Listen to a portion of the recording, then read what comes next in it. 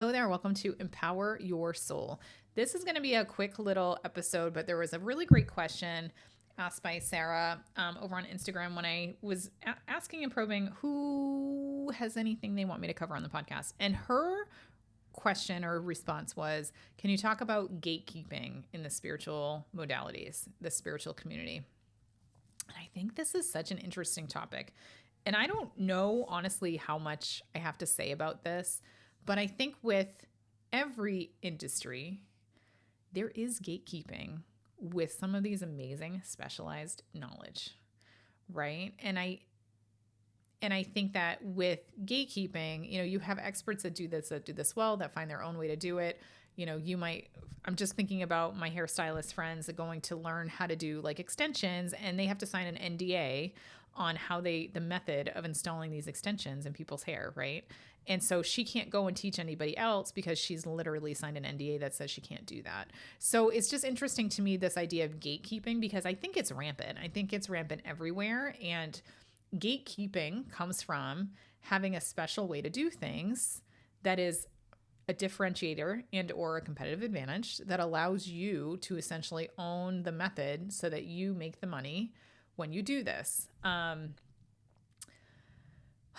So I don't think that spirituality or spiritual modalities is really any different than other industries when it comes to having secretive ways to do things to retain money for the people who create these ideas and these methodologies. So specifically what comes to mind, and I'm not even supposed to talk about this, is IET.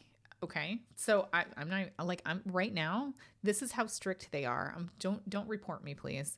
But you're supposed to get approval to even talk about this methodology before I talk about it on this podcast. Like, I'm supposed to write a letter to the IET organization before I even have this conversation. And so it's just interesting to me because IET is a method of healing. It's very similar. I'm going to say it's similar to Reiki.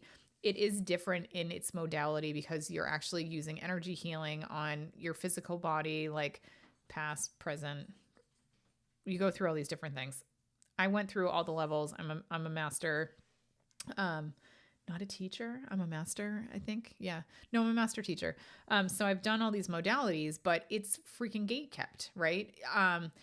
All of the book, my process engineer brain says hats off to them, but my spiritual brain says I don't like this at all, because what they did is they made it so that this is the program. Like, it is this modality, and they have specific training books. They have specific ways to do this.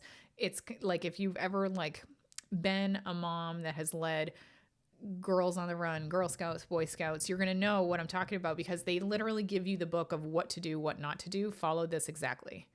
That's IET. And so if you want to become an IET teacher and teach this to other people, they tell you your class has to be in person. It has to be 7 hours long. You have to charge at least $265 per student. Like, they literally tell you all this stuff. You have to buy the books. You have to do it this way. You have to do it that way, right? They tell you everything about it. And then obviously, because I have to buy their books and all these things, right? I have to put my name on their website, right? Like, all this stuff comes with it. And so they're literally gatekeeping this modality. And what is so interesting to me is I think it's to a detriment to that modality. Have you heard of it? Have you heard of IET? How many of you can say you've actually gone to an IET practitioner or gotten an IET session? And this is what I think the problem with gatekeeping is that probably not many of you have even heard of this modality. And that's because it is gatekept, right? There's so few people. This actually started quite a while ago. I believe it was the 80s. I could be getting that wrong. Should have researched this before I came on, but this is the life channeling information through spirit. But this modality has been around for a while, and it hasn't taken off the ground because not many people know this modality, because it's gatekept. And so I think there's a component of that, Sarah, that really hinders the growth of some of these modalities. And when things are not gatekept, and I'm thinking in my head, I'm thinking like Linda Howe's Akashic Records, right? She will tell you how to do it, right? And then you can go out and get another book from another author about how to do it their way and how to do it the other way. And so it's so interesting to me because I think there's this weird dichotomy between like gatekeeping and not gatekeeping. I don't even know where this is going, Sarah, because I think when it's gatekept in the spiritual world, it's not good, because you're essentially telling people what you can do with it, what you can't do with it, and you're being secretive about it, and you're owning it under the guise of doing it one certain way.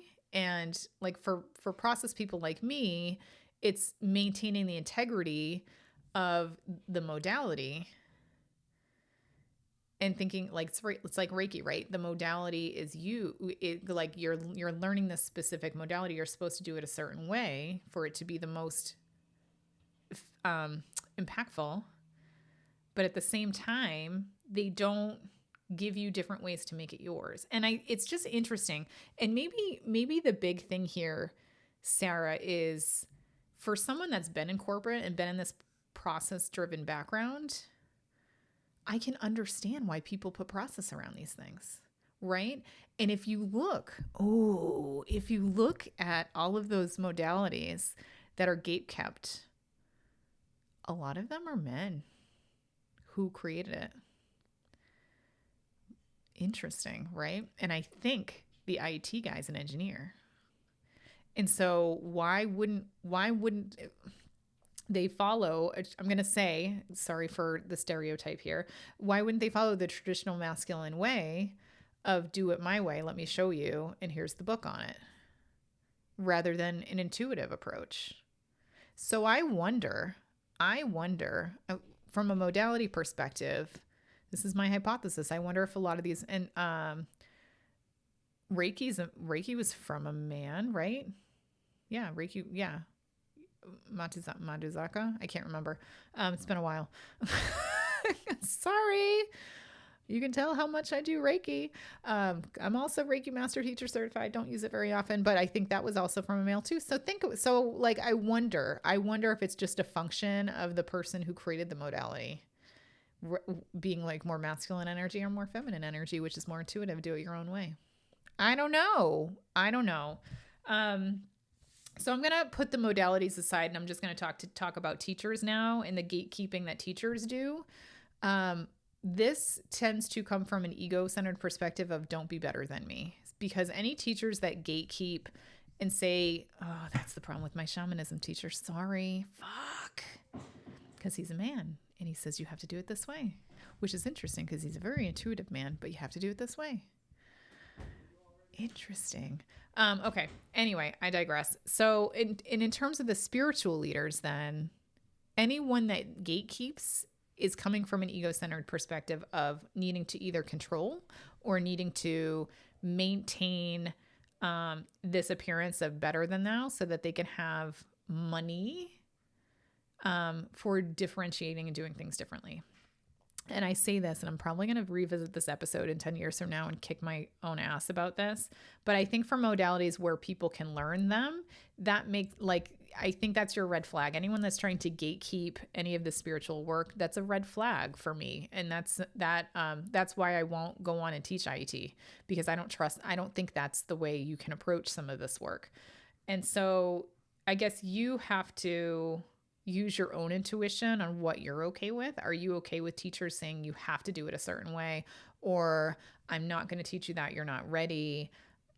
I don't know. I don't know how to answer. You're going to have to come up to your own approach and how to answer that, Sarah, and other people listening out here that resonates with, and just go with the practitioners who make the most sense for you, who make you feel good, who make you feel like you're capable and confident and able to do this work, even if you're still learning it. Like, even if you don't have all the things pulled together, even if it doesn't make complete sense, are they at least giving you the confidence and letting you know like where you're at's fantastic. You're going to get to where you need to go, but where you're at's fantastic. Great job. Those are the teachers that you need. And I've said this a million times, so I'm not going to go there again.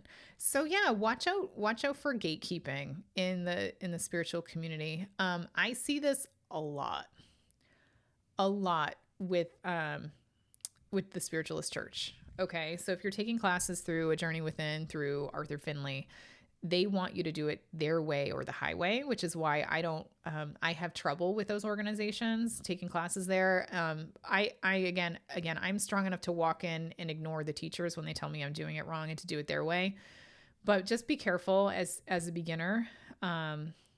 Again, we all need to find our own way with all these modalities. And so honor yourself and honor your learning journey and honor your team, that you're supposed to be doing things your way and a little bit differently than maybe what you've been taught.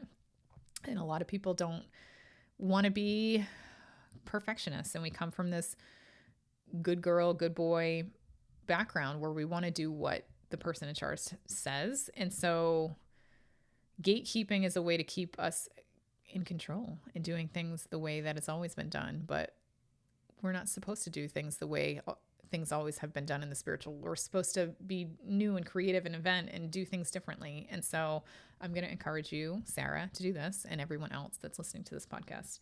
I feel like I went down the rabbit hole a little bit, so I'm going to end it. But thank you so much for this question, Sarah. It was such a good question.